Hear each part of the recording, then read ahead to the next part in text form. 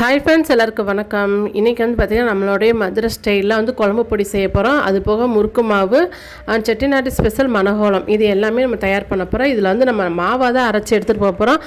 1 kilo குழம்பு பொடிங்க. நம்ம மதுரையில் வந்து பார்த்திங்கன்னா இந்த குழம்புக்கு வந்து மதுரை, தேனி, கம்பம், சிவகங்கை மாவட்டம், இந்த எல்லா பக்கமும் எல்லா பெரிய பெரிய ஹோட்டல்லையும் பார்த்திங்கன்னா நம்ம வீட்டில் தயார் பண்ணுற குழம்பு பொடி தான் ஸ்பெஷலாக இருக்கும். ஸோ அந்த குழம்பு பொடி தான் இப்போ செய்ய போகிறோம். இதோட டீட்டெயில்ஸ் உங்களுக்கு வேணும் அப்படின்னா கமெண்ட் பாக்ஸில் சொல்லுங்கள். நெக்ஸ்ட்டு வந்து முறுக்கு மாவுக்கு ரெடி பண்ணுறேன். முறுக்கு மாவுக்கு 1.5 கிலோ அரிசிக்கு நான் வந்து 1/2 கிலோ உளுந்து எடுத்திருக்கேன். ஸோ இது போக நான் வந்து பார்த்திங்கன்னா ஒரு 100 கிராம் பாசிப்பருப்பு எடுப்பேன், 100 கிராம் வந்து பொரியரிசி எடுப்பேன். இப்போ 75 கிராம் பாசிப்பருப்பு எடுத்திருக்கேன். ஸோ அது வந்து கொஞ்சம் ஒரு டேஸ்ட் முறுமுறுக்கும், நல்லா டேஸ்ட்டாகவும் இருக்கும். அதுக்காண்டி பாசிப்பருப்பு எடுத்திருக்கேன். அரிசி வந்து பார்த்திங்கன்னா மாவு பச்சரிசின்னு சொல்லி கேட்டு வாங்கிக்கோங்க. முறுக்கு மாவு தயார் பண்ணுறதுக்கு நமக்கு வந்து பார்த்திங்கன்னா அப்புறம் வந்து பார்த்திங்கன்னா அரிசி ஒரு 100 கிராம் அரிசி தான் எடுத்திருக்கேன். சாப்பாட்டு அரிசி, பொன்னி அரிசி இருக்குல்ல, புழுங்கல் அரிசி, அதை வந்து நம்ம வந்து கொஞ்சம் கருக விடாமல் ஒன்று சொன்னாப்பில் பொரித்து பொரிய அரிசியாக எடுத்துக்கிறணும். இதை வந்து வறுக்கும்போது கொஞ்சம் முடிஞ்ச அளவுக்கு நீங்கள் எந்தெந்த மத்து வச்சு வறுத்துருக்கோங்க. அதே போல் நம்ம போடுறது தாம்பாளத்தில் போட்டிங்க அப்படின்னு சொன்னால் கொஞ்சம் வேர்வைப்படும், வேர்க்கும். அதனால் அப்போ வந்து மறுபடியும் அந்த வறுத்த பொருள்லாம் பிசு பிசுன்னு ஆயிரும். சொலவு இருந்துச்சுன்னா சொலவில் போட்டுக்கோங்க. தாம்பாளத்தில் அப்படி போடுறதா இருந்தால் ஒரு பேப்பரை விரித்து போட்டுக்கோங்க. பாசி பருப்பை லைட்டாக வறுத்து எடுத்துக்கோங்க. பாசி பருப்பு எதுவுமே கருகக்கூடாது, அப்போ தான் வந்து முறுக்கு டேஸ்ட்டாக இருக்கும். 1.5 கிலோ அரிசிக்கு நம்ம வந்து 1/2 கிலோ உளுந்து போடுறோம் அப்படின்னு சொல்லி பார்த்தோம்னா 100 கிராம் வந்து பொரிய அரிசி, ஒரு 75 கிராம் வந்து பார்த்திங்கன்னா இது பாசிப்பருப்பு எடுத்துக்கோங்க. உளுந்தை வந்து நல்லா செவக்க வறுக்கணும். ஆனால் ரொம்ப கருவும் கூடாது, ரொம்ப மஞ்சளாகவும் ஆகக்கூடாது. ரொம்ப நல்லா மஞ்சளாக வறுத்துட்டிங்க அப்படின்னு சொன்னால் முறுக்கு அதே கலருக்கு தான் வரும். வெள்ளையாக இருந்துச்சு அப்படின்னு சொன்னால் முறுக்கு வெள்ளையாக இருக்கும், அவ்வளோதான் வித்தியாசம். ஆனால் வாசம் போகிற அளவுக்கு கொஞ்சம் லைட்டாக வறுத்துக்கோங்க. கை விடாமல் வறுக்கணும். வறுக்கும்போது முடிஞ்ச அளவுக்கு மத்து ரெடி பண்ணி வச்சுக்கோங்க. இந்த மாதிரி உட்டில் செஞ்ச மத்து, இதெல்லாம் தேக்கு மத்து வந்து இது. இந்த மாதிரி நம்ம தேக்கலாம், நம்ம எது கிடைக்கும் இதெல்லாம் இந்த காலங்காலமாக நம்ம யூஸ் பண்ணக்கூடிய பொருள். நல்லா காஸ்ட்லியாக கூட வாங்கி வச்சுக்கிறது தப்பு கிடையாது. இப்போ அதையும் வறுத்து எடுத்து வச்சுக்கிறலாம். நெக்ஸ்ட்டு வந்து நான் வந்து கொஞ்சம் பொரின்னு வர்றதுக்காண்டி கொஞ்சம் பொரிகடலையும் போடுவேன் முறுக்குக்கு. பொரிகளில் வந்து பார்த்திங்கன்னா நம்ம அந்த ஒரு 200 கிராம் பொரிகளை போடலாம். நான் 150 கிராம் தான் போட்டிருக்கேன். 1.5 கிலோ அரிசிக்கு 150 கிராம் கணக்கு வச்சு நான் போட்டிருக்கேன். அது வந்து பார்த்திங்கன்னா லைட்டாக தான் வறுக்கணும். ரொம்பலாம் அதெல்லாம் கலர் மாறுற அளவுக்குலாம் வறுக்கக்கூடாது, ஒன்று கூட அடிப்பிடிக்கக்கூடாது. வறுக்கிற பக்குவம் தான் முறுக்கு டேஸ்ட்டே வந்து பார்த்திங்கன்னா. அளவும் வந்து வறுக்கிற பக்குவம் தான். அதையும் வறுத்து எடுத்தாச்சு ஃப்ரெண்ட்ஸ். இப்போ வந்து பார்த்திங்கன்னா நெக்ஸ்ட்டு வந்து நம்ம செய்ய போகிறது மணகோலத்துக்கு எடுக்கிறேன். அளவுகள் எல்லாமே வந்து பார்த்திங்கன்னா இது நல்லா முறுக்கு மாவு வந்து பார்த்திங்கன்னா வெயிலில் காய வச்சுருங்க. வறுத்த பொருள்லாம் நல்லா நிழலில் வீட்டுக்குள்ளே காயட்டும், வெயிலுக்கெல்லாம் போன அவசியம் இல்லை. மணகோலத்துக்கு அதே மாதிரிக்கு தான் ஃப்ரெண்ட்ஸ் நான் வந்து எடுத்துருக்கேன். 1.5 கிலோ உங்களுக்கு சின்ன அளவு வந்து நான் சொல்லிடுறேன். 2 கப்பு வந்து பாசிப்பருப்பு எடுத்துக்கோங்க. 1 கப்பு வந்து மாவு பச்சரிசி எடுத்துக்கோங்க. 1 கப்பு கடலைப்பருப்பு, 1 கப்பு வந்து பார்த்திங்கன்னா உளுந்து, நல்லா உளுந்து, இது எல்லாத்தையும் எடுத்து எல்லாமே வறுத்து எடுத்துக்கோங்க. அந்த கணக்கில் நான் பெரிய அளவாக நான் எடுத்திருக்கேன். அதான் கணக்கு வந்து சின்ன ஃபேமிலிக்கு.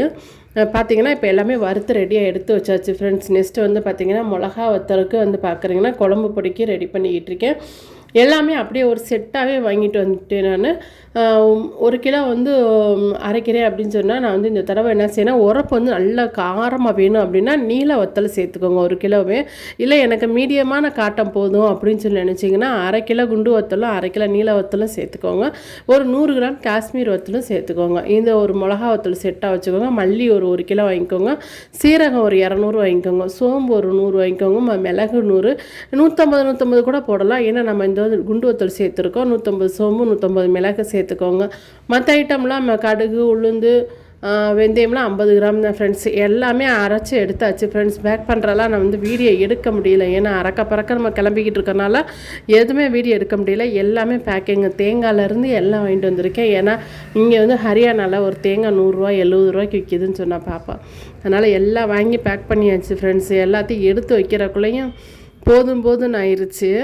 ஸோ ட்ராவல் பண்ணி வீட்டுக்கு வந்து பார்த்திங்கன்னா 2 நாளாக எந்திரிக்கவே முடியல, அப்படி உடம்பு வந்து வலி. ஒரு வழியாக நைட்டு வந்து வீடு வந்து சேர்ந்துட்டோம். மதுரை டு ஹரியானா என்னோடய பெரிய பொண்ணு வீட்டுக்கு தான் வந்திருக்கேன் நான். அதுபோல் இப்போ அங்கே உட்காந்து தான் பேசிக்கிட்டு இருக்கேன். வீடியோ எடுத்தது, பொருள் தயார் பண்ணது எல்லாம் மதுரை, ஆனால் வீடியோ எடிட்டிங்லாம் ஹரியானாவில் உட்காந்து பண்ணிக்கிட்டு இருக்கேன். இப்போ அந்த ஏரியாவும் பார்த்திங்கன்னா நைட்டில் எப்படி இருக்குன்னு பாருங்கள். நாங்கள் அதிகாலையில் வந்து ஒரு 4 மணிக்கு வந்து இறங்கினோம். ஸோ அப்படியே கார் பிடிச்சி அவங்க வந்துட்டாங்க. வரவில்ல லக்கேஜையும் ஏற்றிக்கிட்டு நாங்கள் எல்லாருமே வீட்டுக்கு வந்துட்டோம். ஏரியாவும் நல்லா இருந்துச்சு, நல்லா நீட்டாக இருக்குது, நல்லா சேஃப்டியாகவும் இருக்குது, நல்லா நீட்டாக நல்லா சேஃப்டியாகவும் இருக்குது. நான் கூட பிள்ளைய கல்யாணம் பண்ணி கொடுத்துட்டு ரொம்ப பயந்துக்கிட்டே இருந்தேன். என்னடா எப்படி இருக்காங்களோ, ஏரியா எப்படி இருக்கோ, அக்கம் பக்கத்தில் ஆளுங்கள்லாம் எப்படி இருக்காங்களோ அப்படிலாம் நினச்சேன். இப்போ தான் 1 வருஷம் கழித்து நான் வரேன். ஏன்னா அவங்க வந்து 1 வருஷம் ஆயிடுச்சு. கொஞ்சம் ஓரளவுக்கு எனக்கு தைரியமாக இருக்க மாதிரி இருக்குது இப்போ பார்த்துட்டு.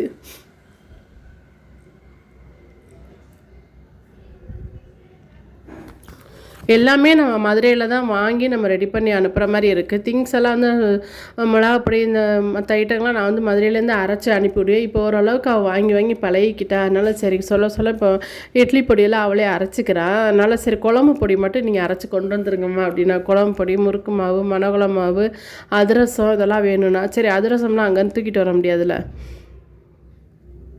இப்போ பார்த்தீங்கன்னா எல்லாத்தையும் அதிரசத்துக்கு முறுக்கு அது என்ன சார் அது முறுக்கு மாவு அரைச்சிட்டேன். அதிரசத்துக்கு மட்டும் பச்சரிசியும் வெல்லமெல்லாம் வாங்கிட்டு வந்துட்டேன். அடுத்தடுத்த வீடியோலாம் உங்களுக்கு ஒன்றா செஞ்சு காமிக்கிறேன் ஃப்ரெண்ட்ஸ். நீங்களும் பழகிக்கோங்க. வேறு எது முறுக்கு செய்கிறதுல மணக்குழம்பு செய்கிறது, நம்மளுடைய லட்டு இதெல்லாமே தீபாவளி ரெசிப்பியில் சீக்கிரமாக நம்ம பார்க்கலாம். அதிரசம் செய்கிறதுக்கு அதுக்குரிய ரெசிபி உங்களுக்கு வேணும் அப்படின்னாலும் கமெண்ட் பாக்ஸில் சொல்லுங்கள். எல்லாமே நம்ம செய்கிற ஆள் தான். அதனால் நான் உங்களுக்கு எல்லாமே செஞ்சு தான் வீடியோ அனுப்புவேன். இப்போ எல்லாமே நான் வந்து செய்யலை. அதிரசத்துக்கு வந்து பார்த்திங்கன்னா அரிசியாகவே கொண்டு வந்துட்டு இங்கே செஞ்சு கொடுத்துக்குருவோம் அப்படின்னு. காலையில் எந்திரிச்சு நின்று பார்த்துக்கிட்டு இருக்கேன் ஃப்ரெண்ட்ஸ், எப்படி இருக்குன்னு. பின்னாடி வீட்டுக்கு முன் சைடு வந்து வீடு அவங்க இருக்கிற ஏரியாவில் நல்லா அருமையாக இருந்துச்சு. சரி அதையும் பார்த்துட்டு வேடிக்கை பார்த்துக்கிட்டே இருந்தோம். பட் ஆனால் குரங்கு தான் கூட்டமாக வர்றாங்க.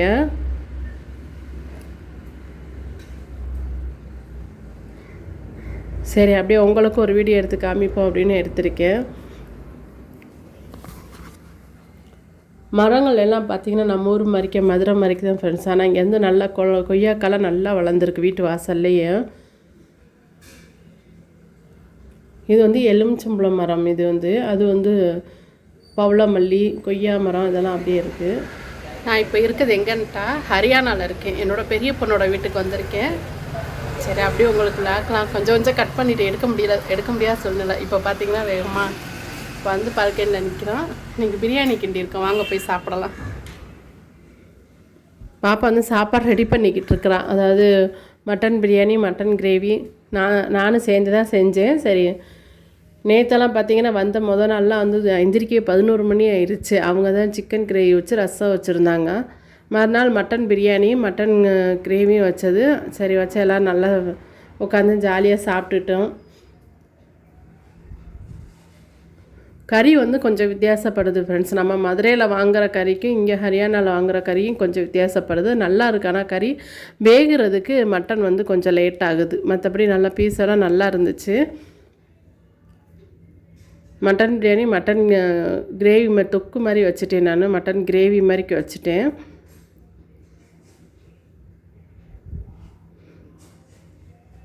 ஸோ சாப்பிட்டுட்டு எல்லாம் டிவி பார்த்துக்கிட்டே சாப்பிட்டுக்கிட்டு இருந்தாங்க. சாப்பிட்டு எல்லாம் என்னமோ விளையாட ஆரம்பிச்சிட்டோம். அது எனக்கு 4 பேர் சேர்ந்து அப்புறம் வெளியில் பார்த்திங்கன்னா ஈவினிங் டயத்தில் வெளியே நின்று பார்த்துக்கிட்டு இருந்தேன். நல்லா மரங்கள்லாம் செடி கொடி அது போக குரங்கு கூட்டத்தை எல்லாத்தையும் பார்த்துக்கிட்டு நின்றுக்கிட்டு இருந்தேன் ஃப்ரெண்ட்ஸ். அப்படியே வீடியோவை எடுத்தாச்சு.